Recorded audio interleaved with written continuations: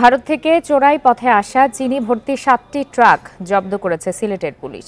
ভোর 5টার দিকে সিলেট নগরীর শাহপরান থানা এলাকা থেকে ট্রাকগুলো জব্দ করা হয়।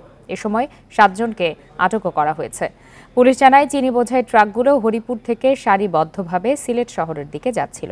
ভোর 5টার দিকে শাহপরান থানার সুরমা গেট এলাকায় পৌঁছায়। এ সময় গোপন তথ্যের ভিত্তিতে সিলেট মহানগর পুলিশ ট্রাকগুলোকে চিনি বোঝাই অবস্থায় জব্দ করে।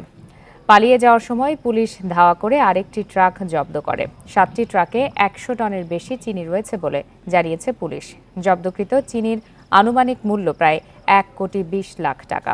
এ ঘটনায় মামলার প্রস্তুতি চলছে।